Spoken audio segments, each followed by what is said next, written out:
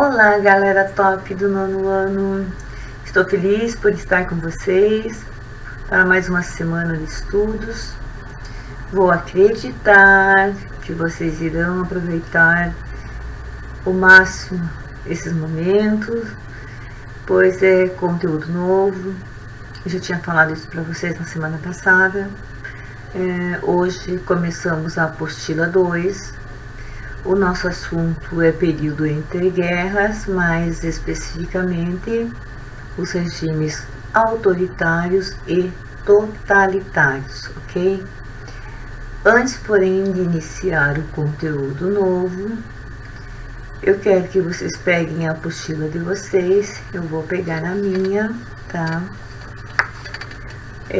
Na página 3, para fazermos essa atividade juntos, já que esse conteúdo já vimos anteriormente, ok? Pegaram a apostila em mãos? Vamos lá então, tá ok? Sobre a história europeia entre o fim do século XIX e o início do século XX, leia as afirmativas e assinale a correta, ok? Eu vou lendo, vocês vão prestando atenção, pensando também, tá? Não esqueça, detalhe importante, para poder responder. O nacionalismo do fim do século XIX fortalecido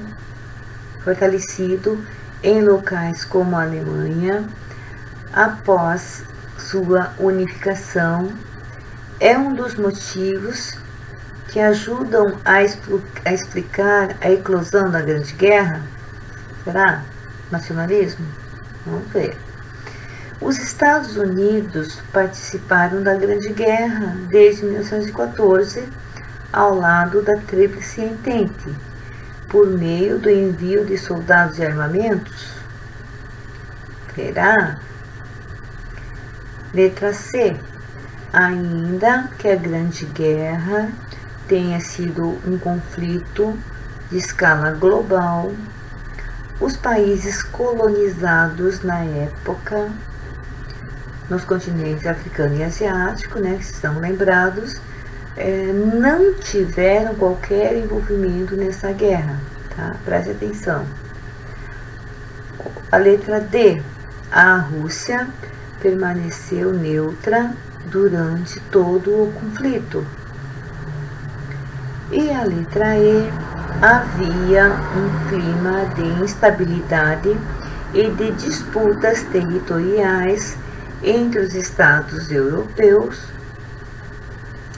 especialmente na região da Alsácia-Lorena, contestada por alemães e ingleses e os Balcãs, tá? Um segundinho para responder, já deu para ter noção se é a letra A, B, C, D ou E, tá? Então, a resposta correta é a letra A. Parabéns para quem assinalou na letra A, beleza? A número 2. A número 2 é sobre a participação da Itália e da Alemanha na Grande Guerra. Analise as afirmativas a seguir, tá? A primeira: lutaram ao lado da Tríplice Aliança? Tríplice Aliança, ok? Item 2. A Itália terminou a guerra ao lado da Alemanha e recebeu indenização dos países perdedores? Não sei. Número 3. A Alemanha foi obrigada a assinar o Tratado de Versalhes, que estabeleceu pesadas cláusulas ao país? Bom, agora, de acordo com a análise que você fez lá em cima, assinale a alternativa correta, ok? Letra A. Todas as afirmativas estão corretas? Letra B. todas as afirmativas estão erradas? Não sei. Letra C. Apenas as afirmativas 1 e 2 estão corretas? Também não sei. Letra D. Apenas as afirmativas 1 e 3 são as certas? Também não sei. E a letra E. Apenas as afirmativas 2 e 3 estão corretas. Deu para pensar? Essa tá fácil, galera. Tá mais fácil que a primeira. Quem assinalou a letra D, parabéns, né? É a correta, ok? Então, agora sim, nós vamos entrar, né, no novo assunto, período entre guerras, regimes autoritários e totalitários, tá? Eu vou colocar essa imagem aqui para vocês, né, que eu escolhi, que é o período entre guerras, regimes autoritários, né? Dá para vocês perceberem quem são, né? Nazismo e fascismo. Aqui nós vamos estudar lá na frente. Por enquanto, eu vou passar para vocês o que nós vamos ver no dia de hoje, tá? Na aula de hoje nós vamos aprender crise do liberalismo, nós vamos aprender governos totalitários, tá? E nós vamos aprender o fascismo, ok? Bom, eu vou colocar uma outra imagem para vocês irem acompanhando, né? A crise do liberalismo, tá? Ali estão os fatores do liberalismo que causou essa crise no liberalismo. Antes, porém, eu vou falar sobre alguns acontecimentos e depois a gente conversa sobre aquilo ali, ok?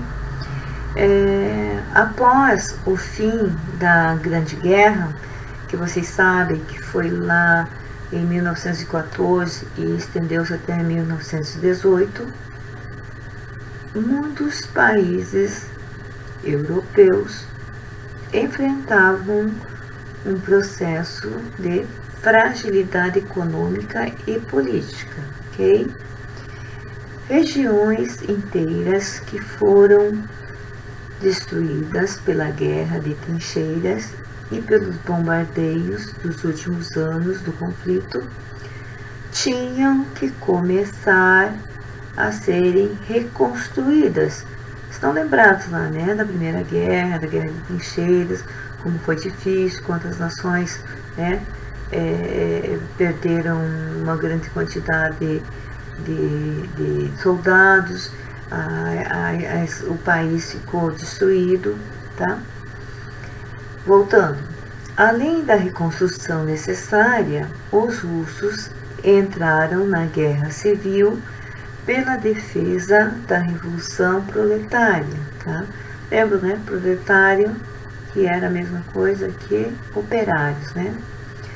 Ao final desse processo, em 1921, o governo bolchevique mantinha-se no poder e era visto cada vez mais como uma ameaça aos valores liberais e capitalistas, tá? Os governos liberais e democráticos, ao longo da década de 20, foram postos em xeque em muitos desses estados, pois pareciam incapazes de responder de forma rápida às necessidades da época. Em locais específicos como a Alemanha, uniu-se a isso um ressentimento em relação ao resultado da guerra. A culpabilidade imposta aos alemães não foi aceita facilmente por eles. Lembram-se que quando a Alemanha foi a última foi o último país a sair da guerra, quando eles saíram obrigados, que eles tiveram que assinar o Tratado de Versalhes, né? Eles não gostaram nem um pouquinho disso, e porque tinham que dar indenizações, tinha que diminuir o contingente de soldados e devolver territórios. Então, assim, eles não gostaram nem um pouquinho, né, dessa situação. E, por fim, a crise de 1929, iniciada nos Estados Unidos e que afetou diretamente a economia europeia, fragilizando mais uma vez. Olha, galera top, vamos combinar que até agora não tem nenhuma novidade de conteúdos. Tudo que falei, vocês já viram, ok? Então, retomando o que eu estava falando, a Europa, após a Grande Guerra, era muito diferente da Europa da década anterior. Se até então os países europeus, como França e a Inglaterra, eram líderes mundiais, eles estavam agora em um período de crise e reconstrução, permitindo com isso a ascensão de novos líderes, como os Estados Unidos. Os Estados Unidos, no final da década de 1920, que tiveram um período de euforia na economia, lembra que eles começaram a vender, e chegou um momento, eles começaram a fazer muitos objetos, e esses objetos não tinham mais compradores. Estão lembrados disso? Então, assim, na economia, eles estavam, né, num período muito bom, de euforia na economia, sofreram muito com a crise econômica. Aqueles países europeus que ainda se recuperavam das perdas sofridas com a guerra e dependiam da economia estadunidense, mergulharam em um novo período de crise. Essa situação permitiu que grupos políticos bastante radicais, em suas ideias, ganhassem cada vez mais adeptos e apoiadores.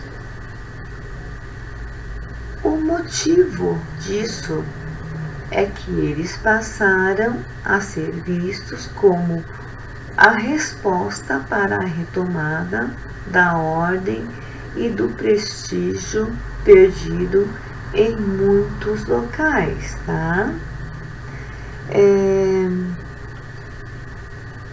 Eu já coloquei a imagem dos governos totalitários, né? E a imagem de Hitler e Mussolini, né? Porque eles têm tudo a ver com esses governos totalitários que nós vamos falar, ok? Podemos chamar todo governo antidemocrático de autoritário, antidemocrático. Dentro desse conceito estão os governos totalitários, assim denominados por apresentarem características próprias. Os governos totalitários existiram na primeira metade do século XX e baseavam-se num sistema político fundamentado no controle absoluto de um partido ou de um líder sobre toda a nação. Dentro dos regimes totalitários, o terror era utilizado para perseguir os opositores. Então, o que eles faziam, né? Os líderes desse sistema, desse regime totalitário, eles utilizavam o terror, né? E perseguiam aquelas pessoas que eram contrárias ao seu governo, ok?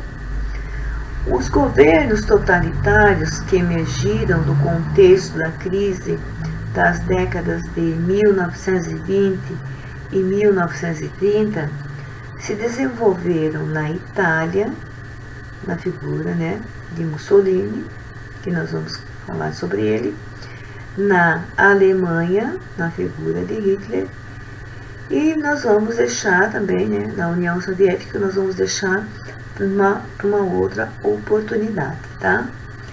Então, governos totalitários podiam ser tanto de direita quanto de esquerda. O que os define não é o direcionamento político, não é o fato de ser direita ou esquerda, tá? Mas sim as características que o sustentam, tá? Então, assim, eu vou falar dessas características, ok? Por exemplo,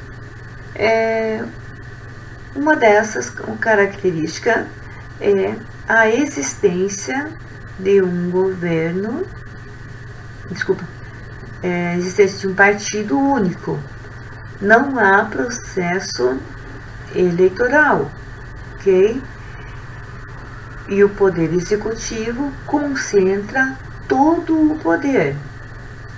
Outra característica é a eliminação de qualquer oposição com emprego de extrema violência por parte do Estado. Então, assim, eles eliminam. Se você se opõe, tá, ao governo, automaticamente você vai ser exterminado, tá? E com muita violência. Outra coisa que era muito sério era a idolatria, o culto ao líder, uma vez que esse garante a ordem, o sentido não só do governo, mas da própria vida da população, né? Então, esses líderes, eles eram idolatrados.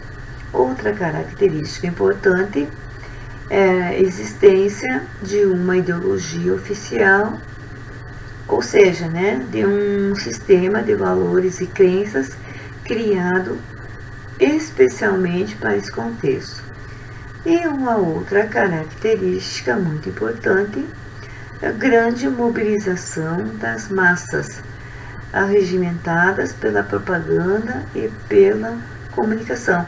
Então, assim, esses governos totalitários, eles levavam, né, eles mobilizavam as grandes massas, né, através das propagandas e através da comunicação. Então, eles tinham essa grande quantidade de seguidores, tá? Gostaria de tirar uma dúvida que deve estar na cabecinha de vocês, tá?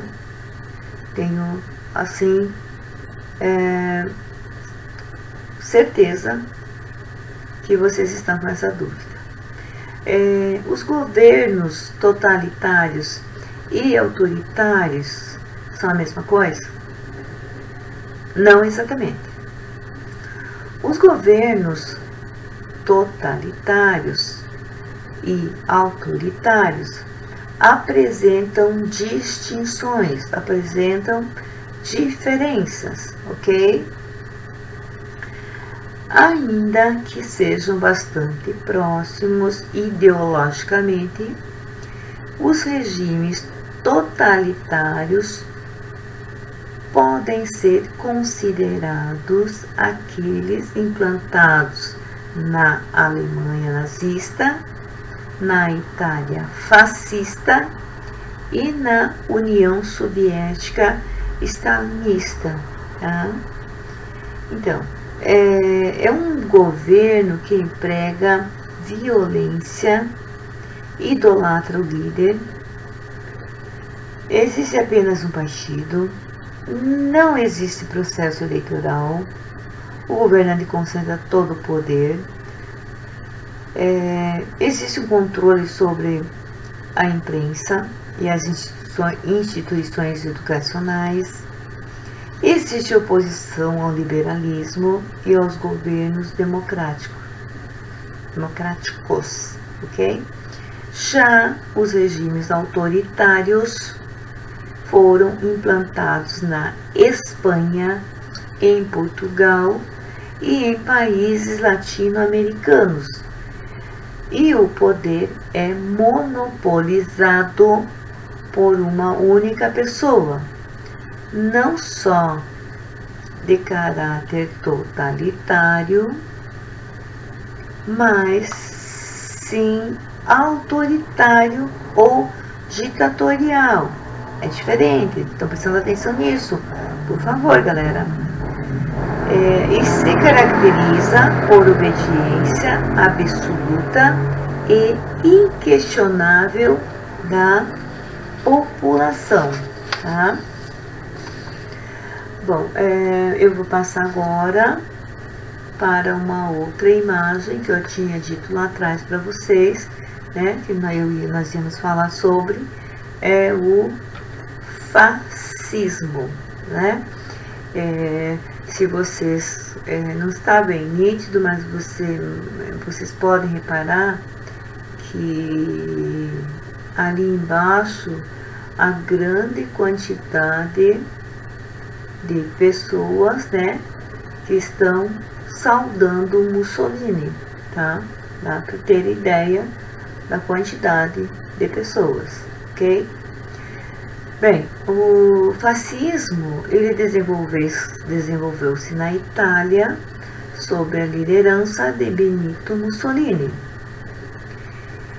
e resultou no autoritarismo e na privação da liberdade individual. Tá?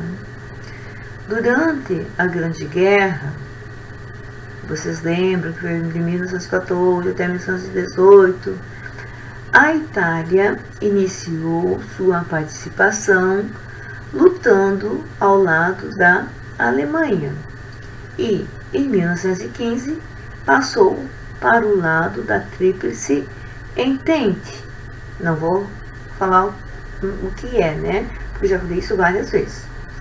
Apesar da Itália terminar o conflito ao lado dos países vencedores, a situação dela em 1918 era caótica. O país mergulhou em uma grande crise política e econômica, galera, por conta das despesas que havia feito com a guerra. A cada dia, o número de desempregos aumentava e a inflação só crescia.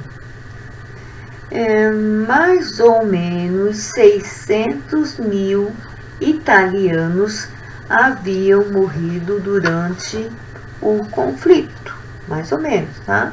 Pode ser que sejam bem mais. A esperança do governo para resolver a crise e retomar o crescimento era o recebimento dos espólios da guerra, né? Eram territórios e indenizações dos países derrotados, tá? No entanto, a divisão das áreas coloniais entre os vencidos não trouxe grandes benefícios aos italianos, que não tinham dinheiro para investir no país. Com isso, a crise só se agravou, né? Porque eles haviam pensado uma coisa, né, de ter esse dinheiro, o espólio de guerra, mas acabaram que não receberam grande coisa, né, que eles não tinham direito, e não receberam praticamente nada. E o país continuou com uma grave crise política e econômica. Os trabalhadores, percebendo que os problemas aumentaram, no caso, a fome, né, que é uma coisa terrível, o desemprego e a inflação, organizaram greves por todo o país, acompanhados pelo roubo de estabelecimentos comerciais e pela ocupação de fábricas. Assim, os trabalhadores estavam desesperados, né, e organizaram greves. E aí acabaram cometendo roubos, né, e ocuparam algumas fábricas para forçarem o governo a tomar uma atitude, ok? As ideias socialistas ganharam cada vez mais força entre os italianos. O Partido Socialista, em 1920, já contava com mais de 200 mil membros, tá? Já estava assim um número bem elevado. Por conta dessa movimentação social, a alta burguesia italiana se sentiu ameaçada e passou a temer que os revoltosos iniciassem uma revolução de caráter socialista, igual àquela que tinha ocorrido lá na Rússia, que também nós já estudamos, ok? Em meio a esses acontecimentos, surgiu um movimento político de extrema direita, denominado fascismo, que tinha como objetivo resolver a crise de qualquer maneira. Ganhou apoio da burguesia e de vários grupos da sociedade italiana. A título de curiosidade, galera, eu sei que muitas dúvidas vocês vão ter em relação ao termo, né, direita e esquerda. Vocês ouvem muito isso, partido de direita, partido de esquerda, aquele deputado é esquerdista, ou aquele deputado é da direita. Então, direita, preste bem atenção, é fácil. Direita é a posição política atribuída aos simpatizantes do capitalismo, ok? Cujo principal representante são os Estados Unidos, beleza? Esquerda. Esquerda é a posição política atribuída aos simpatizantes do socialismo. Esquerda, socialismo, gravem isso, gente. Cujo principal representante era a União Soviética. E por último, eu coloquei aqui, que nós já falamos, né, mas é para vocês reforçarem bem e não esquecerem, o totalitarismo, que é um sistema ou regime de governo que faz parte dos regimes autoritários, ou seja, governos antidemocráticos. O totalitarismo, porém, apresenta características próprias que extrapolam a postura antidemocrática simplesmente, tá? Então, assim, nós vamos ficar por aqui, né? Mas eu vou, antes que eu esqueça, eu vou colocar na telinha para vocês pouquíssimas atividades, né? Para vocês não terem problemas de responder, de vocês não terem pedir, né? De vocês não ficarem estressados. Então, eu só coloquei 2 exercícios que eu tenho certeza que vocês vão conseguir respondê-los, tá? outra coisa. Galera, eu sei que até habituar-se com essa grande quantidade de exercício, né, que às vezes vocês têm que fazer, eu sei que no primeiro momento é difícil, mas é necessário. Nós não temos outra alternativa. E eu sei que vocês são extremamente capazes para resolver todos, não só a história, né, como matemática, português, geografia e ciências e tudo mais.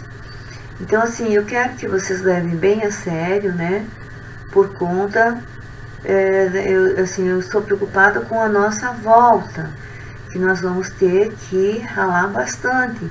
Então, se vocês estiverem prestando atenção nesses conteúdos que nós estamos passando para vocês, vai ficar bem mais fácil quando nós retornarmos, ok? Bom, como eu disse, eu vou ficando por aqui. Semana que vem eu volto para estar junto novamente com vocês, não é? Vamos continuar esse assunto, tá? Vamos falar de Mussolini, especificamente, e de uma figura emblemática que é Hitler, ok? Saudades eu ainda estou de vocês. Semana que vem estaremos juntos. Beijos, beijos, beijos. Até semana que vem, galera.